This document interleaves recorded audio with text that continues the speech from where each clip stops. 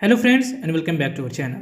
Guys, if you want to change the language on Snapchat app, then this video is definitely for you because in this video I will show you how to change the language on Snapchat app in just few simple steps. So guys, let's get started. First of all, open your Snapchat application and then click on your profile picture on top left corner.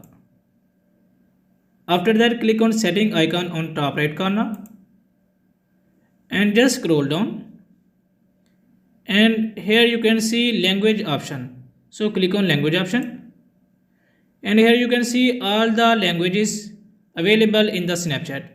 So you can select any language. For example, I have selected English UK, and now I want to change this language into English United States. So click on US and click on change. So guys, our language on Snapchat app has been changed successfully. If you want to see, so I can show you. Click on language. You can see here our default language is English United States.